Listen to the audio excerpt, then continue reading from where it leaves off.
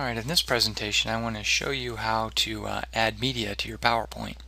I know a lot of you may do this, but oftentimes there's a big problem whenever the media presentation you use in your classroom, you want to take that same PowerPoint and present it somewhere else, so you put it on a flash drive, you travel to wherever it is that you are going to use the same presentation, and when you go to do it, the links don't work.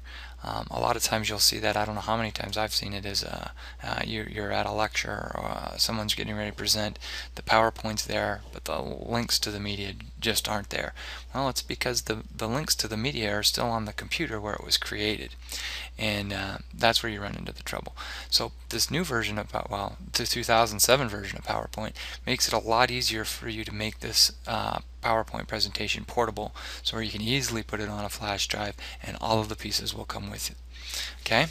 Alright, so the first thing I'm going to do, you can see I have PowerPoint running. I am going to click into the title slide, and I'm going to put my name, so I'd like you to do the same. And then for the subtitle, 629.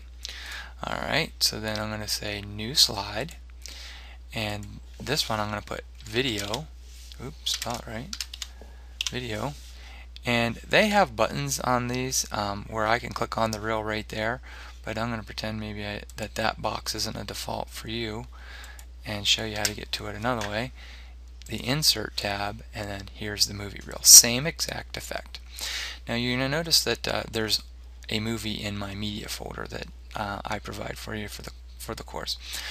There's actually more in that media file. If I say all files, you can see everything that's in there. But when I clicked on the movie reel, it's specifically looking for just video and the formats that video typically come in. So that's why you only see the video that is in that particular folder. So I'm going to say yes, that's what I want, my morning run, and I'm going to say OK.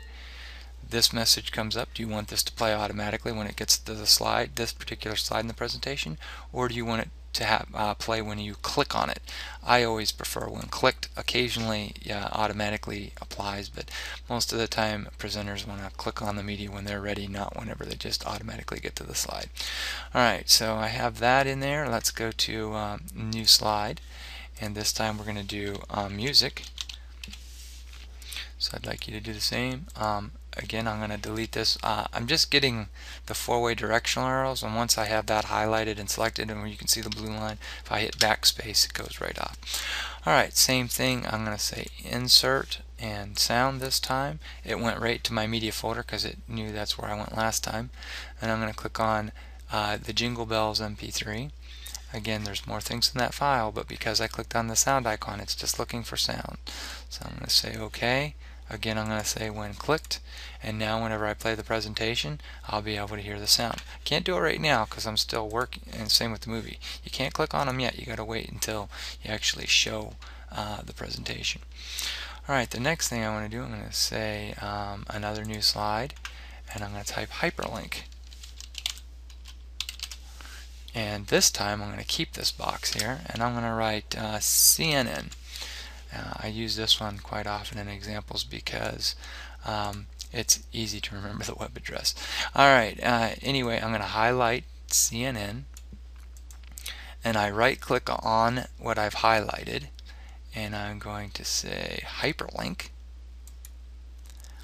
and it wants to know where's the address I'm going to hyperlink to, and it's going to be http://cnn.com, and I'm going to say OK. You can see it gets the blue link. Okay, the next thing I want to do is add a picture to the PowerPoint.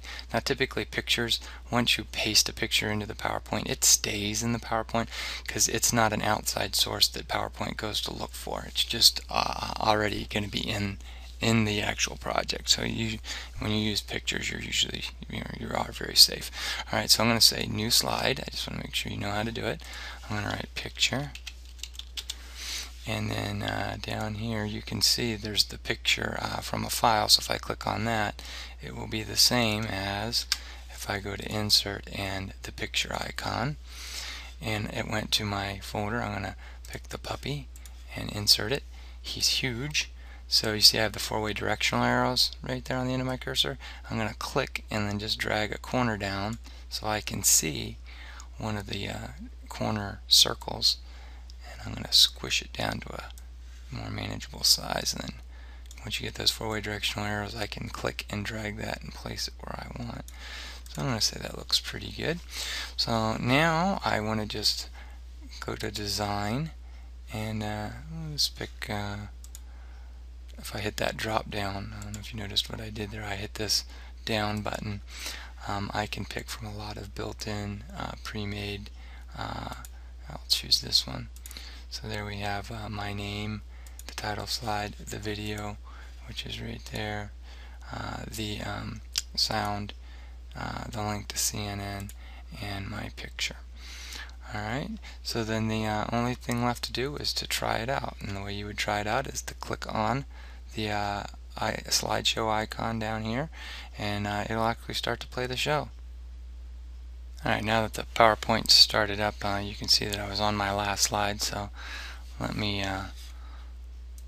slip it on back to the beginning. Alright, so here's my title slide. There's my video. Now, because of my big black area, you can't see it, but you see how my cursor changes to the pointy finger? Now when I click on it, my video should start. And if I click on it again, it'll stop. Okay, so I'm going to go to the next one. Click on my audio. Yeah, a little bit of a pause there before it actually goes. Alright, I clicked on to the next slide by hitting my arrow, and I'm going to click on the CNN, and you can see that it's kicking on right there. And then I went on to the last picture, and that's the end of the slideshow. Okay, so let me kick out of that by, if I go to the next slide.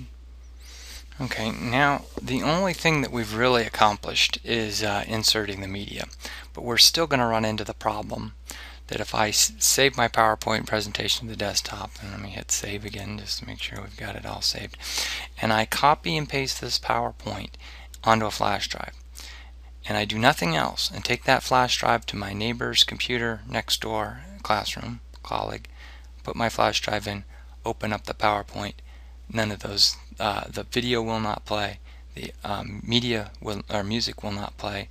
The hyperlink would work as long as you have internet access, and the picture would be there. So the two of the important things that we want in the presentation would not work.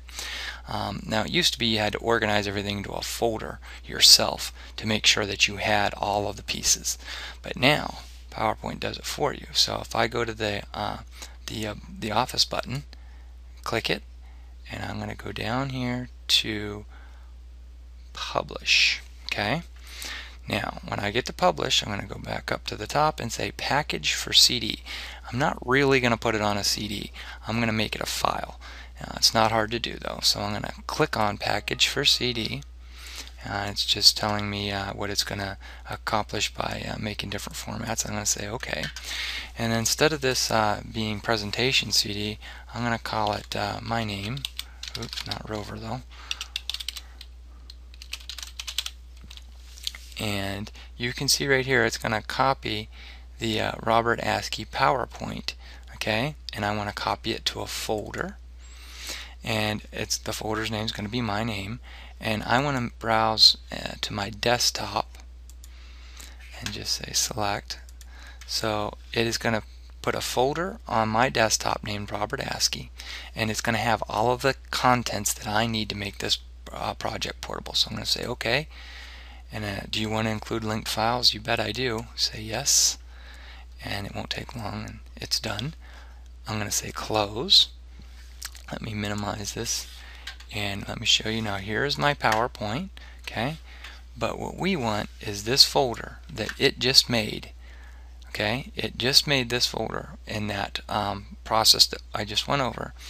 I'm going to open that up, and inside that folder, you're going to see a lot of different things, but in it you're also going to see a copy of the PowerPoint itself. Okay, so the one that I originally saved to my desktop right here isn't necessary anymore. It's just another, I made a duplicate. The duplicate it automatically was copied into this folder right here. Now this folder is what you would want to right click and copy or send to a flash drive. So when you take this folder on a flash drive and you plug it into your colleague's computer down the hall, and you start this PowerPoint up from right here, it's going to have all the pieces, and you might already see in this folder, see right there, the morning run, it knows it needed that file, and I know if I look through here I'll see Jingle Bells. Yep, right there is Jingle Bells. So it automatically went and got all that stuff. Now right here is the PowerPoint viewer. That's a totally different topic, but that's why all these other files are in here as well.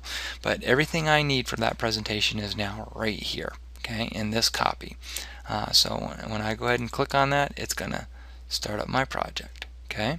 And when I play it, you will see all of the pieces that it needs to work will be right here, and it will work, okay? Alright, now here's the last thing I want you to do. I want you to send me this folder that you just made with your name on it, doing exactly what I just did, using the same parts that I did, following the directions in this video. Okay, so now the way you're going to send this to me, you can't attach this folder as it is to an email, or you can't upload this folder as it is to the Moodle site. You have to zip it. Now you already know how to unzip a folder, but now I'm going to show you how to zip a folder up. Sort of like when you're packing for a trip. You can't carry, you could carry an armload of clothes through the TSA and your clothes will get there, but that's not a very good way to do it. What you want to do is put them in a suitcase, and that's what a zip folder is. So I'm going to go over here and I'm going to right click on the actual folder, and I'm going to say send to, and then the first one is compressed zip folder. This is a format that's built in automatically to Windows computers, okay? So I'm going to say compress. You don't even have to tell it where. It will make it automatically at the level you already are. So I'm already on the desktop. It will make a zipped folder on the desktop level because that's where I'm at. So I'm going to say send to desktop zip folder, and you can't see it because it just put it on my. Right here is the folder that we just zipped. It says Robert Askey zip on it. You can see the .zip, and you got the folder or the zipper on it. Now, well, all you have to do is when you go back to the Moodle, there'll be a place for you to turn the PowerPoint project in. You'll browse to your, well, wherever you have it, probably on your desktop, and select the Robert Askey, or in your case, your name, zip folder, and then upload it to the Moodle, and we'll be good to go. All right. If you have any questions, let me know. But I think you're going to do just fine.